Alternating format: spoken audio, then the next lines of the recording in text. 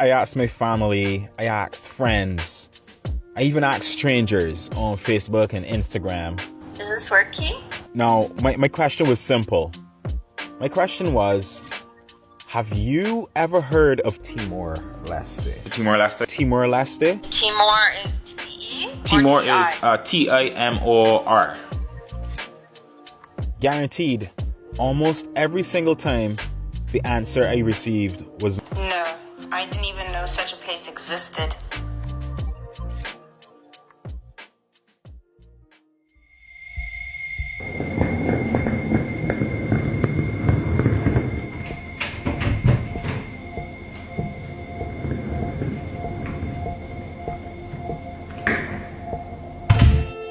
Our 10-day trip started out with a short flight to Bali where we stayed overnight.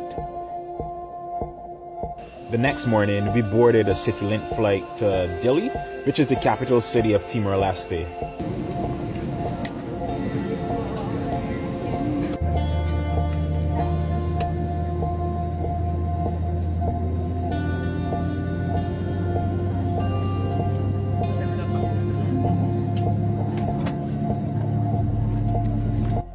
Just in case there's any confusion, just let me clarify that East Timor and Timor-Leste are the same country.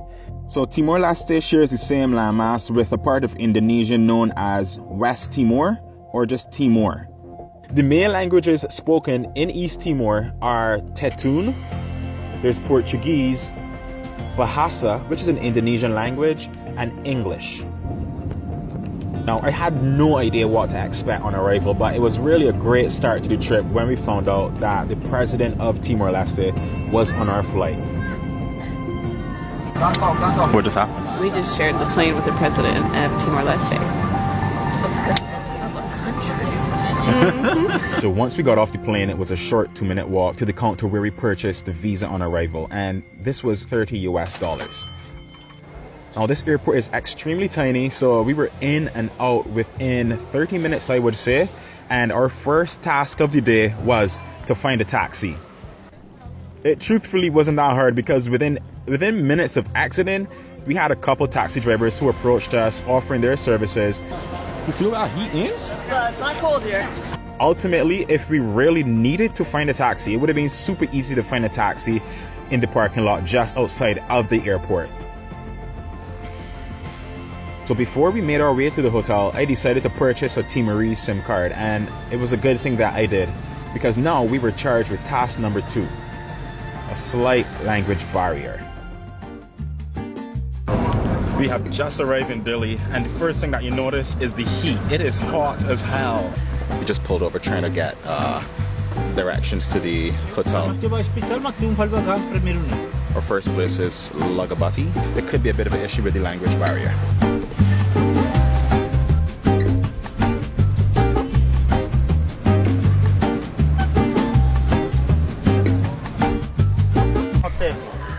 This is all part of the experience. We turn up at this hotel, but apparently it's not ours. Well, not apparently, it isn't our hotel, and it seems to be something that's pretty common. So, Take 2. see you later.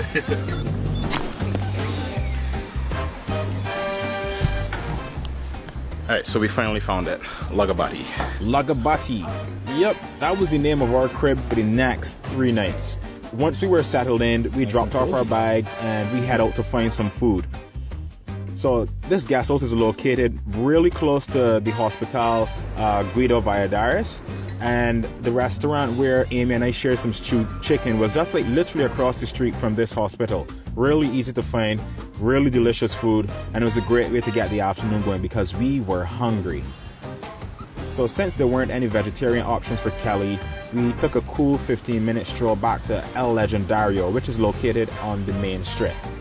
El Legendario is directly opposite the Novo Turismo Hotel, and there's no doubt that this is one of the most built-up spots in Dili. It's a great place to grab a bite and drinks, but be prepared to pay a lot more than you would pay at the local spots.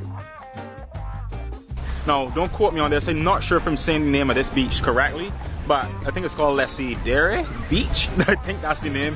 Anyways, that's where we are right now. As you can see, there's a jetty behind me. What you can see is that's the Cristo Rey statue, That's another one of the popular things to do here while you are in Dili. Oh my God, my hair! The landmass that you see, if you look carefully at the formation of it, you'd see that it's in the shape of a crocodile. Now this holds a certain level of significance for the locals here in Timor-Leste. Talk to me about the people. So far, very friendly, and they were very excited to talk to you and share a little bit about who they are, their students studying. Overall, pretty welcoming. But we're hoping for sun tomorrow so we can go see the statue that's behind me and get a nice shot of the beach. Let me just pause for a minute just to shout out the youngsters, the young men actually, at the Gamble Art Collective.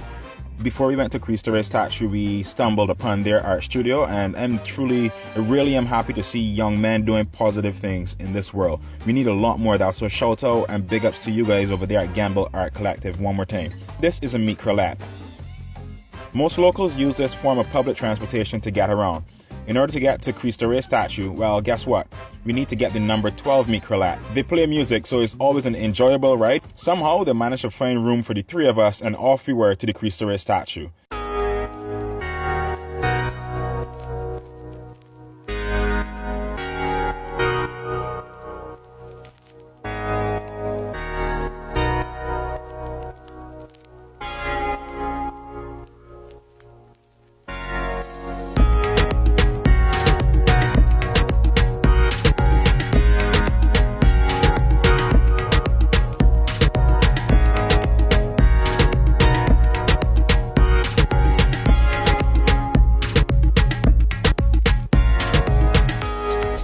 Just when we thought we were at the top, we still got a couple more to go, and these ones are pretty steep. Prepare to climb a lot of steps and make sure that you bring a lot of water with you. Oh wow, look at that view. Once you get to the top, it's totally worth it.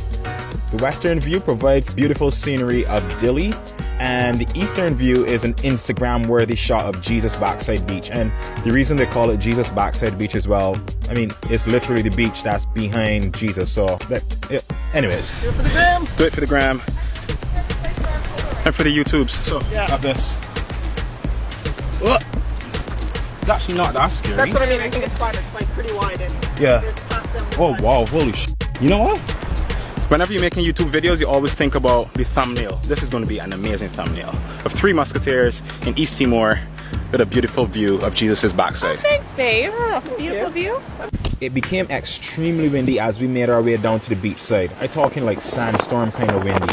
But that didn't stop us from strolling along the beach and occasionally eating a few grains of sand. So all the energy that we spent climbing and hiking and dodging sand helped us to work up an appetite. So we headed to a spot we found on Google Maps called Kaz Bar. I'm very thirsty still. Yeah, I'm feeling better. I got my bintang and we're good to go. The food was delicious. The portions were large. Food portions are incredible. Still trying to get through mine. Amy on struggle as well. And Kelly beyond struggle, so. They have lots of different food, beer, some cool music that's not currently on, but trust me, you have to trust me on that. You can sit inside the bar or you can sit across the street at the beach. With the beach bacon. I mean, yeah, there were just some pigs strolling around and a really cute dog. And there was a swing. Cheers, brother. What are you doing? Just chilling? Drinking some beer, sitting on a swing on the beach. Life is good. Life's good. Alright, so now we're on to the second spot. We head into Hotel Datera.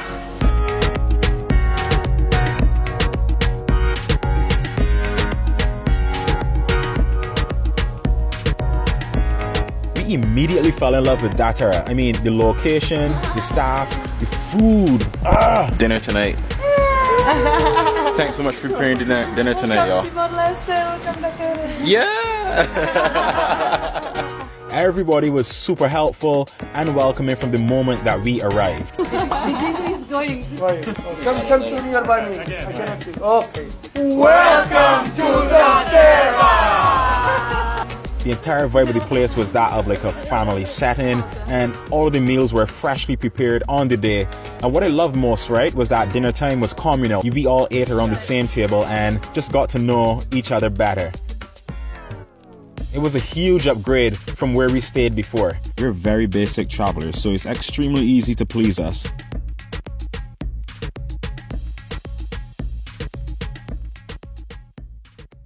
Okay, cool. So right now we're gonna head out to try to find this museum and learn a bit more about the history of Timor-Leste, because if you're gonna come to a country, get to know a bit more about the people and about their history. Now, my camera charger wasn't compatible with the Timorese electrical outlets. So while on the way to the museum, this store saved my life. This is the plug that they use, and if you don't have it, hey, how are you? Ready? 1, 2, 3.